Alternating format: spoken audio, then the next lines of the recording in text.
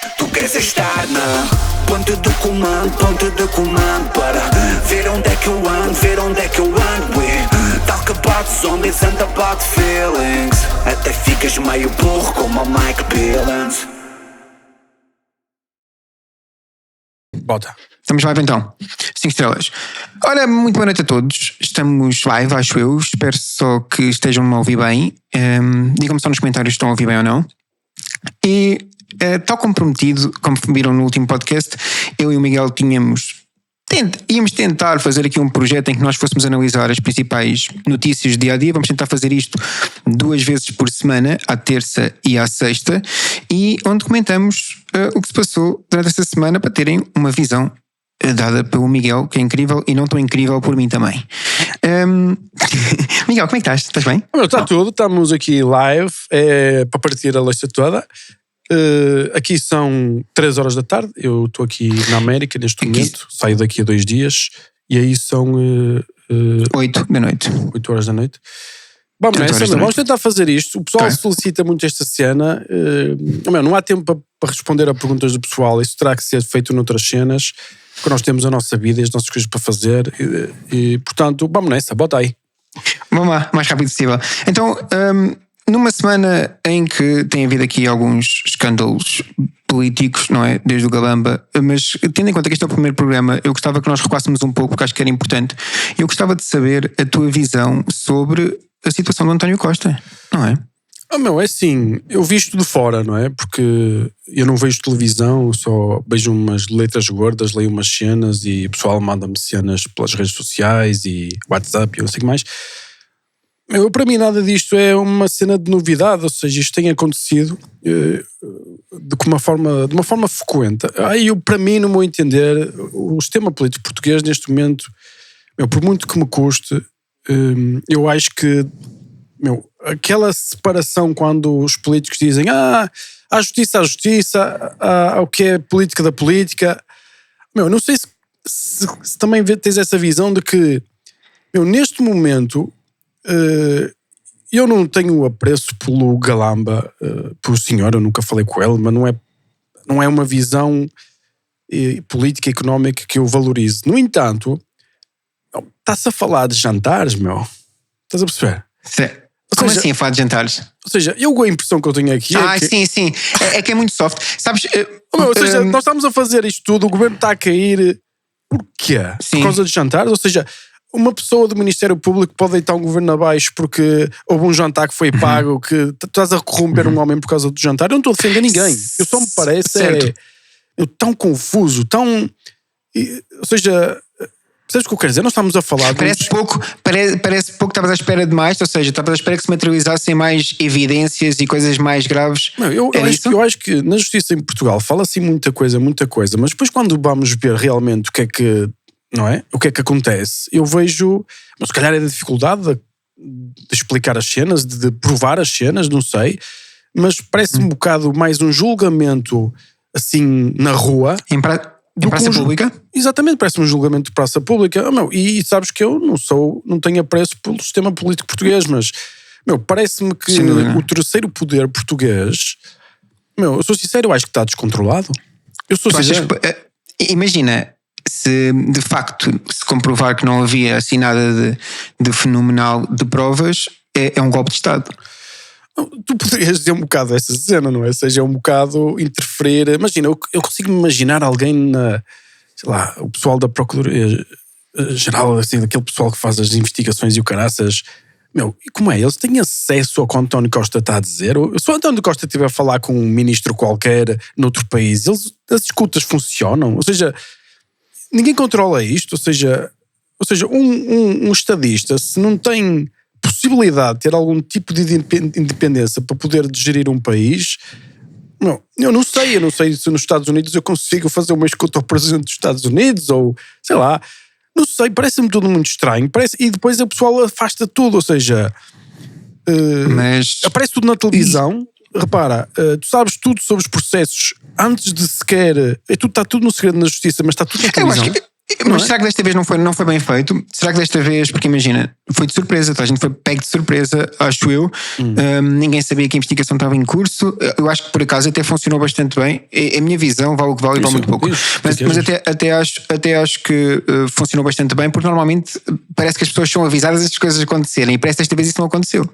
Concordas ou não? Oh, eu concordo, mas é assim, não achas que tipo a destabilização que produz num país, não achas um bocado exagerado para o que se está a falar? Ou seja, eu não percebo, e a questão da justiça... Isso de facto houve benefício, não é? Se alguém se aproveitou de um cargo público e concedeu licenças que não deviam ter sido concedidas, com fundos que não deviam ter sido desviados, salvo seja, alegadamente, para ali, e ter ido parar, se calhar, ao bolso de pessoas que não devia ter ido parar. É uma situação super grave. Não é? Eu espero que seja dinheiro a sério, eu espero que não seja um jantar, meu. Sim, sem dúvida alguma.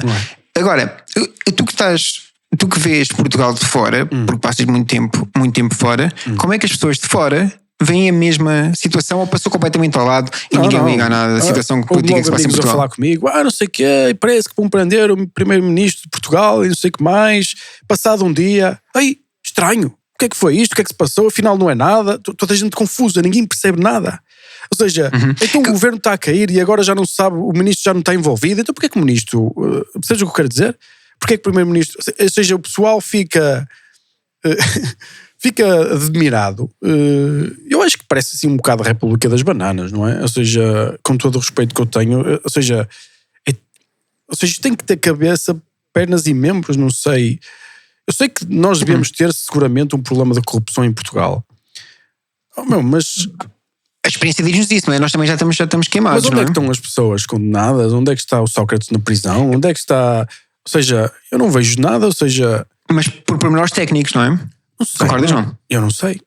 Ou seja, o problema é assim, ou que mudem as cenas, que se estruturem. Agora, nós não podemos ter um país, no meu entender, ou Portugal não pode ser um país onde o ministro demite-se porque houve pessoas que foram jantar e que isso pode constituir um crime porque foi pago e não sei o que mais. Mas tem que haver um bocado mais de substrato, tem que ser, não é? Sem dúvida alguma. É o que eu digo assim. Eu não sei se isso, se calhar as pessoas poderão ter uma opinião completamente diferente. E a minha impressão que dá é um bocado de falta de organização e um terceiro poder descontrolado, é o que eu acho. Eu acho que tem que haver culpados, não é? Tem que haver um bocado mais de rigor, não é? Não sei. Ou seja, agora não sei, não consigo explicar. Se fosse o António Costa, isto interessa-me muito, que é, mostrando aqui um dos memes que eu mais me ri esta semana, que é, vão ser 4 anos, habituem-se do António Costa, e afinal nem essa promessa, não é? Foi cumprida, não é? Não é uma promessa eleitoral, porque ele já fez essa promessa, salvo seja, após ter sido eleito, mas de qualquer maneira foi um dos memes que eu gostei mais esta semana. Tu, se estivesses na posição dele, tinhas feito exatamente o mesmo? Tinhas demitido? Tu não achas que o António Costa, isto é o que eu acho, eu vou dizer a minha opinião e depois tu dás a tua por cima.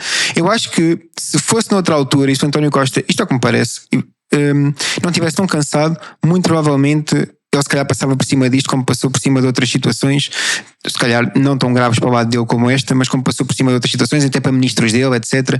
E vai-me dando a impressão que ele não estava à espera desta maioria absoluta, ganhou esta maioria absoluta e parece-me bastante cansado. Eu acho que fosse o António Costa de outra altura, era impossível. O António Costa fez tanta coisa impossível, perdeu eleições e elegeu o governo. Tanta coisa impossível que o António Costa já fez, e acho que isso seria só uma que íamos acrescentar ao cardápio. É a minha leitura. Tu achas que sim, fazes a mesma leitura, ou achas que não, e ele fez a melhor coisa e não tinha alternativa?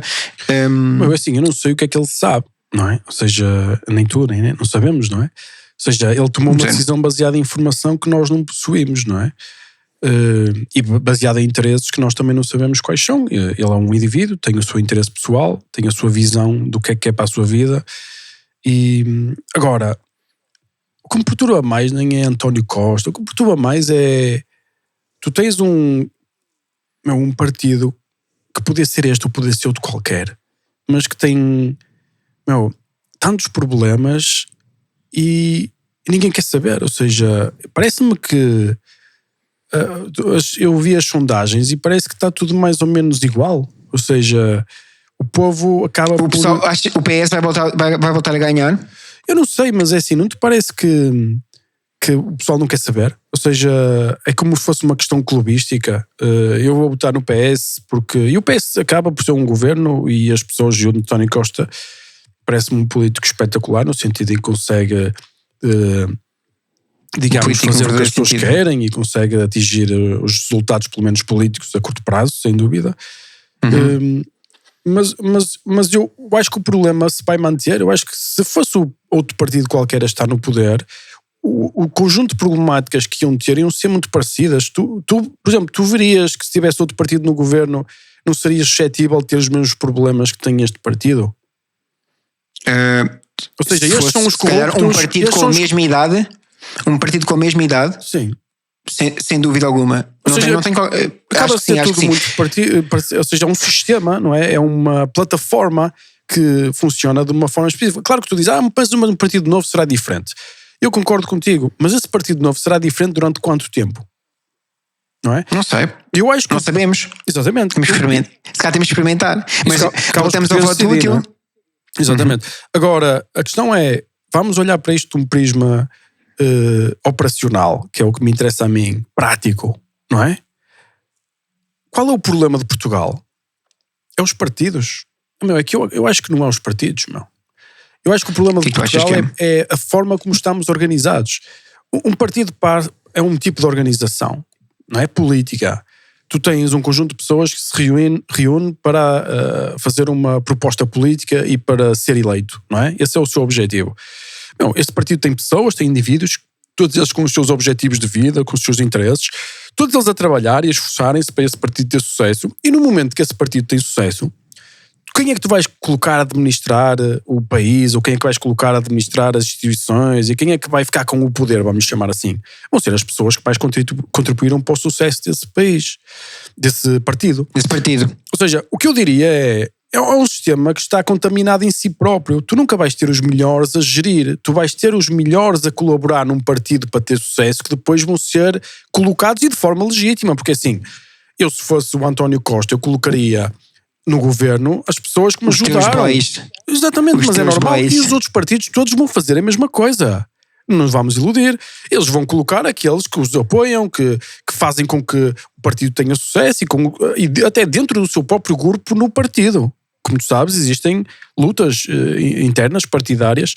Portanto, e eu olhava para isto e dizia, eu não quero nada disto. Ou seja, o que é que eu tentava fazer? Eu tentava fazer um sistema diferente. Sei lá, criar um partido. Como é que seria? Criar, por exemplo, um partido, certo? Do Quinto Império. O Quinto Império, que já me viste a falar nessa cena, que é, vamos imaginar, existe meia dúzia de pessoas que são um partido, não sei se isto é legal, isto tinha que ser visto, e que essas pessoas recebem o voto da população para escolherem quem são os melhores administradores do país. Sejam eles de um partido, de outro, seja do partido que for. Estas pessoas que foram eleitas, não foram eleitas para administrar, mas foram eleitas para, digamos, selecionar e fiscalizar quem é que vão ser os grandes administradores do sistema, vamos chamar assim. Mas não sei se faz sentido, pode ter outros problemas. Era fixe ouvir o comentário das pessoas sobre o que é que eles acham sobre esta tese.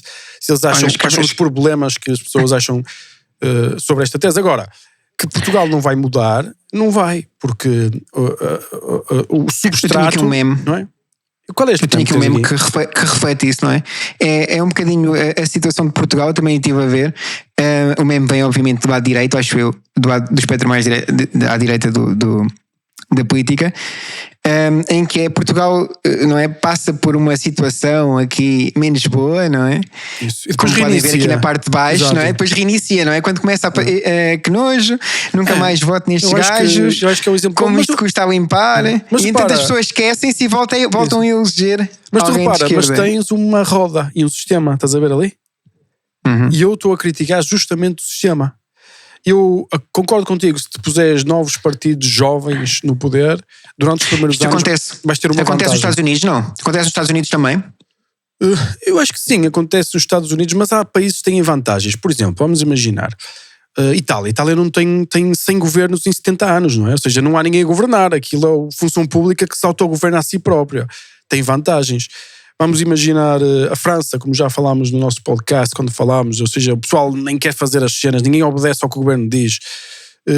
Tens governos pequenos, ou seja, nos Estados Unidos a realidade, a função pública, o setor privado tem muita força, o setor público não tem tanto impacto na economia como tem a função pública, ou seja, os Estados Unidos está muito dividido entre, eles gastam muito dinheiro na defesa, e depois nos entitlements, que são reformas e ajudas para as pessoas e não sei o que mais, e o governo federal até nem é das coisas que gasta, que consome mais recursos, não é? Portanto tem particularidades.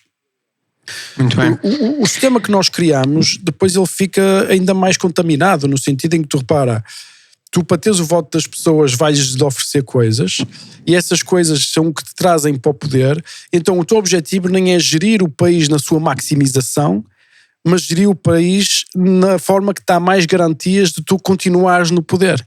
Estás a perceber? Ou seja, não existe independência e as pessoas não têm culpa nenhuma e os políticos não têm culpa nenhuma. Atenção, eu não vou pedir a um político que não olhe pela sua vida. É a plataforma, é o sistema, é a nossa Constituição, não é? Ou seja, a forma como está organizado. Nós teríamos que arranjar, ou pelo menos arranjar sistemas e partidos diferentes que as pessoas quisessem votar, que pudessem alterar as coisas, não é? Agora, ou depois arranjar um consenso geral, democrático, quando as pessoas dizem vamos mudar a nossa Constituição porque ela está desadequada à realidade e não tem produzido o resultado que nós queríamos, não é? Tem essas situações. Agora, eu não tenho esperança para Portugal, eu não acho que, eu não vejo grande diferença, sinceramente, entre este governo cai e aparece outro governo, se calhar não vejo assim alterações porque o sistema está capturado. Vamos imaginar, pensa assim, Milton. Quanto impacto é que neste momento um político tem na forma como se distribui os recursos? Poderá ter 2% do PIB no máximo. Ou seja, porque o resto já está tudo partido às postas, já não há grande coisa para fazer. Ou seja, o país já está autogerido em si numa espécie de uma autoalimentação que... Do que está para trás, é isso? Do que está já garantido, dos direitos e das coisas que foram prometidas e da forma como o sistema está organizado. Ou seja, eu acredito muito mais num declínio progressivo de todo o sistema político, jurídico, legal, assim, sabes o que eu quero falar? Tudo vai se degenerando, as pessoas vão ficando cansadas, a qualidade de vida vai diminuindo e depois as pessoas vão solicitar uma mudança. Agora, será mas que... pode demorar 10, 15, 20 anos. Será que a Europa tem culpa também? E isto é a minha leitura. Porque eu acho que os incentivos estão no local errado e acho que os incentivos vêm de forma logo errada do espaço europeu. No sentido em que Portugal é o 5º maior consumidor de fundos europeus. É o que recebe mais, é o 5º maior. Isso. Certo? São 3 mil milhões ao ano. É muito dinheiro. O maior consumidor de fundos europeus em Portugal, curiosamente, depois acaba por ser o IFP, porque muitas vezes nós nem sequer conseguimos gastar os fundos todos. O IFP é o maior consumidor de fundos. Então, se nós resolvermos a nossa situação, vamos receber menos fundos, não é? Porque vamos ter outros critérios, vamos receber menos fundos da Europa. Se ficarmos melhores e mais produtivos, vamos receber menos fundos da Europa, certo? Se nós melhorarmos. Se vamos receber menos fundos da Europa, essas pessoas que estão no IFP portanto, também vão ter acesso a menos fundos, tendo em conta que o IFP é o maior consumidor. E os incentivos estão colocados aqui, não é? Alguém vai para... Se cá tem acesso a determinados benefícios que se não fossem... Se não estás a pensar numa teoria da conspiração, é isso que estás a dizer? Ou seja, o pessoal não quer que o país evolua economicamente. Não é propositado. Não é propositado. Não, os incentivos, não há incentivos. Isso não é propositado. Acho que não existe um interesse, nem existe manipulação e eu acho que temos que esquecer um bocado de um país pequeno como Portugal em teorias da conspiração. Eu acho que não existe.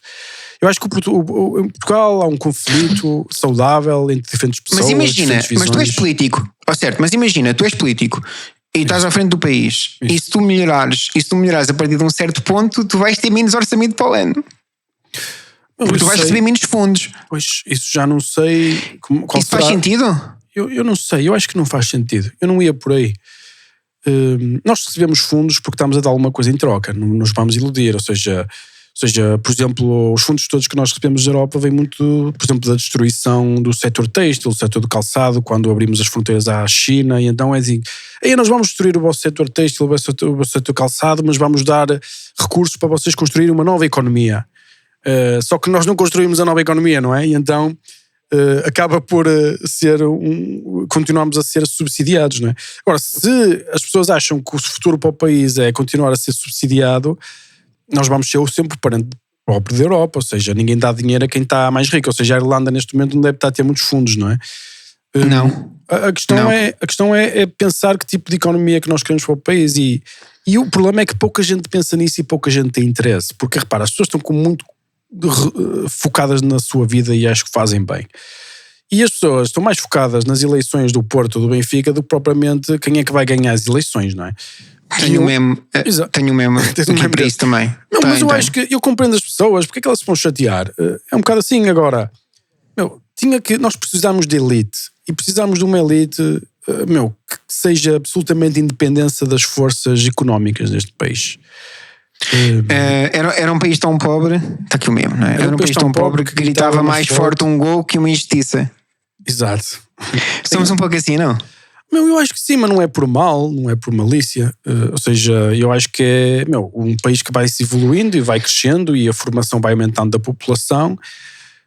A internet hoje pode trazer coisas novas e a televisão também está toda dogmatizada, como em grande medida, ou seja, existe uma narrativa específica. Eu já deixei de ver televisão portuguesa há algum tempo porque me cansava, ou seja, já vimos algumas coisas interessantes na televisão acontecer. Portanto, existe uma espécie de... A população quer isso, não há problema nenhum, a população quer viver desta forma, não há problema nenhum.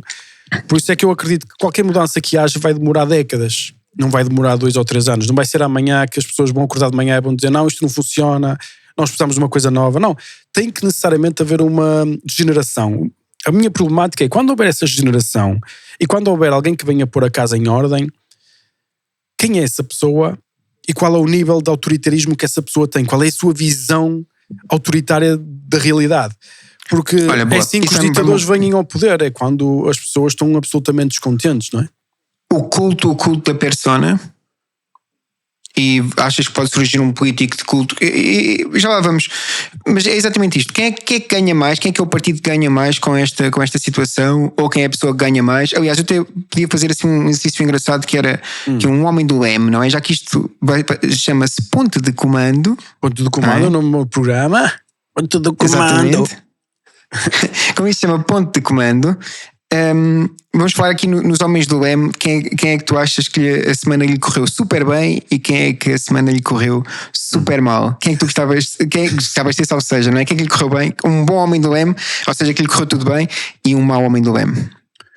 Eu acho que a quem correu tudo mal, eu acho que a pessoa mais queimada em todo este processo, acho que foi mesmo o senhor Galamba. Ele realmente, o pessoal tem um bocado de escárnio e desenvolveu-se uma forma muito agressiva de lidar com as reações que ele teve. Eu notei assim, foi o que me chegou, não sei se e é quem verdade é que a semana correu bem? Eu vou-te propor aqui 2 pessoas, Pedro Nuno Santos ou André Ventura?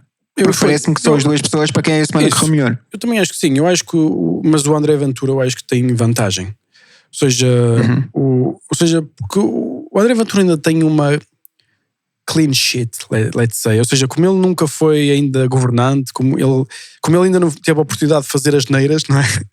Então, e ele acaba... E, por exemplo, eu vi uma coisa muito engraçada, nem sei se podes-me dizer se é verdade ou não, que foi o Passos Coelho, que é uma pessoa com extremo estatuto neste momento, disse que o PSD devia-se tentar colaborar com o Chega. Isso é verdade? Não foi bem isso, disse só, acho que pelo que eu percebi foi numa escola, eu posso estar errado, eu já vou confirmar aqui melhor, mas o que eu percebi foi que numa escola ele disse que o Chega não era um partido autoritário. Okay. Foi o que eu consegui apurar. Ou seja, mas percebes o que eu quero dizer? É uma pessoa extremamente influente no PST, definitivamente, na minha opinião, a pessoa com mais reputação neste momento naquele partido, de longe, não é? Uma espécie de messias. Chega não é antidemocrático, desculpa, só para fazer aqui Chega não é antidemocrático. E eu não tenho apreço por a visão económica do Chega, apesar de ser conservador e de identificar-me com algumas coisas do Chega, necessariamente as partes mais conservadoras. Mas a minha visão muito diferente do Chega em relação a como se deve gerir uma economia e mesmo a visão política organizacional é muito diferente. No entanto, eu não posso afirmar que o Chega é um partido antidemocrático. Ele está inserido no... E dizer isso é quase uma questão de má fé. E um partido como o PSD dizer nós não nos vamos juntar ao Chega ou qualquer coisa assim, a Iniciativa Liberal, por exemplo, eu acho que De onde é que será que vem isso do Chega a ser antidemocrático? Porquê que as pessoas dizem isso? Não será interesse, sei lá, político dos próprios partidos, porque se eles, se calhar, se juntarem... Em cultivar isso, mas com base em quê? Mas as pessoas não perguntam, mas com base em quê? Atenção, eu não voto Chega, só para fazer aqui uma declaração de intenções. Exato. Toda a gente que me segue sabe isto, portanto eu voto, regra geral nos últimos anos tem tendido para a IEL, portanto normalmente esse é o meu voto e eu acho que é importante eu estar a dizer, porque é normal que eu tenha se calhar uma visão mais enviosada para a IEL do que se calhar tenho para os outros. Exato. A IEL é um partido com uma visão económica diferente, que foca-se mais na questão económica do que propriamente na questão dos costumes, não é? E eu acho que nós devíamos resolver a nossa questão económica, era também a minha opinião. O Chega é um partido que tem uma visão, no meu entender, também muito virada para os costumes e atrai muita gente. E liberal em termos económicos. E eu não sei se o Chega é liberal em termos económicos, que eu teria tirando a situação da TAP. Tirando a situação da TAP. Pronto. Ok, é quando the shit hits the fan, como dizem os americanos, é que se vê se as pessoas são liberais ou não é? Portanto, eu não sei, eu também não voto em Portugal e nem tenho interesse de votar, portanto não é uma decisão que eu teria de tomar, isso caberá aos portugueses. No entanto, acho que talvez a razão nem seja propriamente legítima, ou seja, verdadeira. A razão desses partidos quererem se afastar do Chega pode ser porque o eleitorado pode sair do PSD e sair até da Iniciativa Liberal e virar-se para o Chega como um objetivo de um voto de mudança, de útil, não sei o quê. Eu não sei se é a razão, eles saberão porque é que não se querem, porque querem se afastar. Eu só estou a dizer que nós temos que pensar fora da caixa, não é? Eu duvido muito que haja alguém do BE ou do PCP ou do PS mesmo, se calhar do PSTA, que nos veja, que veja esta edição do Ponto de Comando. Mas se existir, eu peço que ponha nos comentários definitivamente. Há uns deputados que vêm no meu programa. Boa. Mas porquê que dizem que o André Ventura é antidemocrático ou que o Chega é antidemocrático? Eu gostava de saber, porque do que eu li, eu não vejo nada disso, não é? Eu não vejo essa antidemocracia. Eu acho que se calhar foi uma cena criada pela televisão, foi uma forma de reação, foi... se calhar o partido, a forma como se organiza e como explora o voto é quase uma antítese de outros partidos que não podem utilizar as mesmas ferramentas. Não sei. Eu vejo muito mais o BE e o PCP como antidemocrático. Aliás, eu não sei se em tempos o Mário Soares, por exemplo, não evitou aqui uma segunda ditadura de esquerda. Sim, eu não sei que o Mário Soares enganou bem o povo, graças a Deus, é o que eu diria. Certo, ou seja, para mim, eu sou grande fã do que esse senhor fez, porque senão eu acho que tinha nascido numa ditadura. Uma ditadura do PCP, não é? Ele foi um excelente político. E também acho que o Costa da altura. Foi um Costa da altura. E o Costa, nesse sentido, acho que é um excelente político. Que vamos perder um político que, no mínimo, dava às pessoas o que elas queriam, Ou seja, isso não. Dava às pessoas o que elas queriam. Mais ou menos. Tem duas coisas incríveis no mandato do Costa que eu gostava de dizer, que é para não dizerem que eu estou sempre a bater no Costa, que estou, mas há duas coisas que eu achei incríveis no mandato do Costa. Uma foram as cativações, que é vou dar e afinal não dou. Certo? E o que levou a que tivéssemos as contas controladas. Isto cá foi o primeiro governo de PS que controlou eventualmente as contas. Isso temos que admitir, não é? Temos a custo da saúde, a custo da educação, mas a custo de tudo, a custo do crescimento económico, a custo de tudo. Mas tinha que ser, mas fez, certo? Essa coisa. E a segunda foi o aumento do ordenado mínimo para estes níveis e como não aumentou o desemprego, não é? Certo? Sim, ou seja, mas foi um momento muito específico. Repara, a questão do aumento do ordenado mínimo também tem uma latência, demora a ter o seu impacto. Ou seja, tu não aumentas o impacto, não aumentas o ordenado mínimo amanhã e as empresas vão à falência no ano seguinte. Isso não funciona assim. A competitividade vai-se perdendo lentamente. Ou seja, mas o desemprego, não é? E é igual. O desemprego tu aumentas o ordenado mínimo. Eu não vou despedir logo todas as pessoas, percebes? Eu vou tentar subsistir. Se calhar vai-me sobrar menos capital para investir e para fazer um futuro maior. não é? Se calhar até vou conseguir me safar. Ou seja, é uma coisa que tem latência. E a questão do ordenado mínimo é assim, eu não acredito no ordenado mínimo porque para mim é uma ilusão. Ou seja, tu aumentas o ordenado mínimo, as pessoas têm mais dinheiro, as pessoas vão comprar cenas, as coisas vão ficar mais caras. Tu tens que necessariamente aumentar a produtividade das pessoas. É isso que tens de fazer. O ordenado das pessoas deve seguir a produtividade das empresas e não o contrário. Naturalmente, se tu não dás um ambiente que faz com que as empresas cresçam e precisem de recursos humanos e comecem a competir umas com as outras, os ordenados nunca sobem. Quando tu abres as fronteiras para receber 200 mil imigrantes e mais se calhar 100 mil que não são legais, isso vai ter impacto na pressão sobre o ordenado mínimo, porque assim, se eu tenho mais 200 mil pessoas a entrar no país, eu não tenho que aumentar os ordenados às pessoas que estão cá, porque eu tenho novos recursos. Estás a perceber o esquema? Ou seja, sem dúvida. E então isto tem muitas pontas por onde se pega. Mais uma vez, a solução para mim seria sempre crescimento económico e evolução empresarial. E eu baixava a cabeça e fazia o mesmo que a Irlanda fez. Eu tentava, como é que eu se fizesse um partido, ainda vou investigar, que eu acho que vou fazer um partido quinto império. A única coisa que dizia às pessoas, vocês esqueçam lá. O meu único objetivo é este: tornar Portugal o país mais rico do mundo, mais nada. Não venham falar de políticas disto, não quero saber de nada. Quer dizer, o que é que eu tenho que fazer e que sistema é que eu tenho que organizar, não é? Pensando sempre que vamos ter que nos sacrificar durante 5 ou 10 anos ou até 15, mas como é que nós daqui a 15 anos ou 20 anos nós somos o país mais rico do planeta? Essa é a questão. Não é? Somos 10 milhões, isto é bem fácil de fazer, não venham com cenas. E já foi feito por outros países. Sabes que número é que estamos em termos de rendimento per capita? Não sei, mas na Europa estamos... 16º. Mas depois não podes qualificar-te só isso. Depois há questões de... E quanto é que custam as coisas para aqui? E quanto é que custa... Porque depois é quanto dinheiro é que sobra às pessoas. As pessoas querem a qualidade de vida. O esforço fiscal é enorme. Se quiseres vou dar aqui os dados de esforço fiscal também. O esforço fiscal é enorme. Porque às vezes... Eu gosto muito quando o pessoal do PS olha e diz assim, há países que têm uma percentagem maior sobre o PIB. Mas o esforço fiscal é muito menor. O esforço fiscal, que é como deve ser calculado as coisas, é muito menor. Sim, se tu pagares 50% de imposto, mas tiveres tudo de graça, tu até podes pagar 70%, não é? E o resto fica para restaurantes, não é? É um bocado assim. Ou seja, portanto, isto tem muitas variáveis, é difícil de elaborar. O que eu digo é assim, a única forma de nós vermos quais são os melhores países ou os piores é simples. É ver para onde as pessoas querem ir. Não venham com cenas. Onde é que há e qual é o tipo de imigração que tens. Ou seja, se tu estás num país que, vamos imaginar, o Brasil recebe imigrantes da Venezuela. Estás a perceber? O que é que tu consegues perceber? A Venezuela é tão má que faz sentido ir para o Brasil. Nós recebemos imigrantes de onde? Do Brasil. E de Paquistão e de outros sítios assim. A maior parte, vamos falar 95%. Ou seja, é um país que atrai esse tipo de pessoas.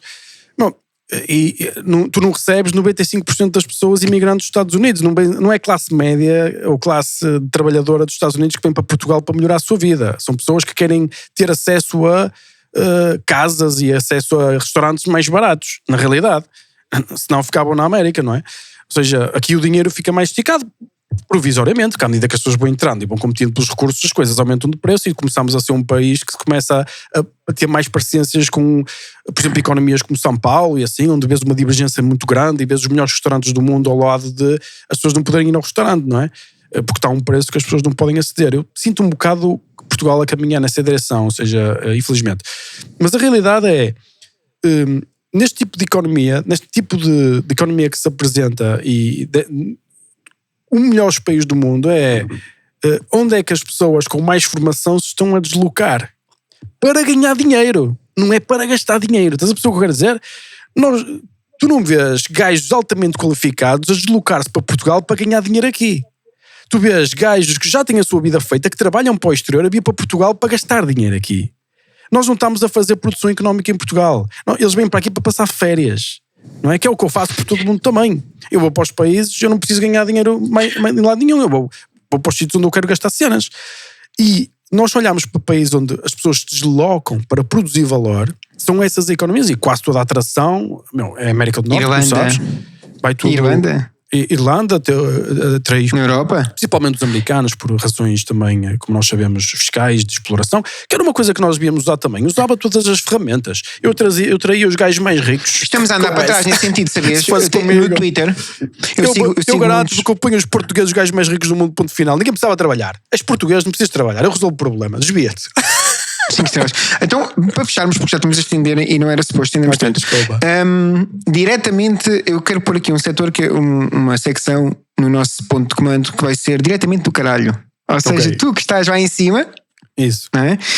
Como é que tu, enquanto empresário, olhas para estas notícias e vês aí que coisas boas e coisas más aí em cima, não é? Que tu podem vir aí à distância Isso. para Portugal, tendo em conta esta crise política e depois a possível resolução e o que pode sair daí Exato. e o que é que vai sair de bom ou mau. Eu vou-te ser sincero, eu como uma pessoa que tem a vida feita, eu olho para Portugal e tenho medo. Eu não gostava de viver aí. Porque assim, tu és julgado, condenado e massacrado antes de chegar ao tribunal. Na televisão. Não, por favor. Ainda nem sabem se tu és inocente, se tu és culpado. Ninguém sabe nada. Mas tu já és completamente... Percebes o que eu quero dizer? Uma pessoa que tenha poder e uma pessoa que consegue... Tu não queres estar aí, meu. Percebes o que eu quero dizer? A qualquer momento, sei lá, fazem-te escutas de não sei o que mais. Toda a gente diz cenas não é? Em 1 milhão de horas de conversa, tu podes pegar em qualquer cena que tu dizes e eu posso criar uma narrativa que eu quiser. Não é? Eu posso... Que é o que nós vemos na televisão. Eu não estou a dizer que as pessoas são inocentes. Eu estou a dizer é que é assustador. Não é? E como já são culpados até prova de inocência, em vez de ser inocência até prova de culpados. Mas na televisão, percebes? Ou seja, não é justo. Eu não estou a dizer que as pessoas... Na praça pública, ou seja, isso não é... Ou seja, é uma espécie de... O que eu sinto é... As pessoas estão tão revoltadas e há tanta revolta no sistema jurídico de produzir alguma coisa concreta que a ferramenta utilizada agora é... Não, eu acho que tu és culpado. E vou-te massacrar na televisão e vou passar tudo para a televisão e as coisas vão acontecer e tu vais ser condenado antes que chegar o primeiro dia ao tribunal. E eu acho que isso é uma visão autoritária, é uma visão de terceiro mundo, não é uma visão de primeiro mundo. Eu acho que não é assim mas por outro lado, também compreendo, as pessoas não conseguem parar com o sistema da corrupção. E as pessoas têm que compreender uma coisa, que é o que eu diria, na minha impressão. Só uma forma de mudar a corrupção é acabar com os sistemas que permitem a corrupção. É muito simples. Não é? Eu se estiver a gerir as empresas, o que é que eu faço? Eu olho para os sistemas e digo, onde é que pode haver corrupção? Não é? Pode haver corrupção ali. Então é para fechar. Fecha-se, não há. Não há. Vou criar um sistema onde não é possível fazer corrupção. Não é confiar nas pessoas para não haver corrupção, porque isso nunca vai funcionar, meu. A ocasião faz o ladrão. A ocasião faz o ladrão, as pessoas têm vidas, tens muitas pessoas diferentes e depois todo o sistema está manipulado dessa forma. E Portugal é um país que vem de um sistema de corrupção do passado, de uma mentalidade, da cunha, da cena, estás a ver? Faz parte do respirar do português. Eu tive amigos meus em que Infelizmente, eu nesta juventude, por exemplo, já na minha geração já não sinto o mesmo. Eu nunca na vida tive necessidade de sequer corromper um polícia sequer... Isso nunca me aconteceu na vida, estás a ver? Não sei se já aconteceu a ti. Não. Nunca aconteceu. Ou seja, nós já estamos a melhorar a passos largos. Eu nunca tive que lidar com corrupção em Portugal, meu. Graças a Deus, nunca. Eu no Brasil, no primeiro ano cheguei lá e disse, eu vou embora, meu.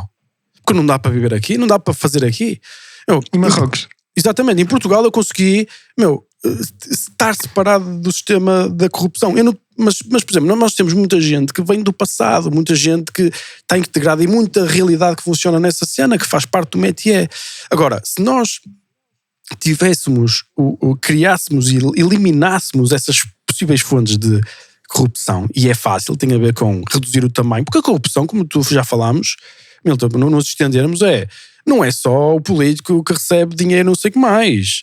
É a pessoa no hospital que leva agulhas para casa, é o médico que trabalha menos 2 horas quando devia estar a trabalhar, é o médico que em vez de estar a trabalhar está a dormir. Isso é corrupção, meu. Isto é corrupção, isto é roubar. É igual. Isto está disseminado por toda a estrutura, mas não é por mal. As pessoas não faz parte da natureza humana percebermos que o humano tenta tirar sempre o máximo, com relativismo moral, da sua própria realidade. Nós só temos é criar um sistema e que impeça que isso aconteça, é a minha opinião. Muito bem. Se calhar encerramos por aqui. Espero que tenham gostado. Eu queria que deixassem nos comentários o que é que concordam, o que é que não concordam. De certeza concordam com algumas coisas e discordam profundamente de outras. E se querem mais episódios destes, não é? Yeah. Ponto do comando. Com o Mike e com o Milton. Exato. Até a próxima. Um abraço. Deixa. Fica bem. Abraço.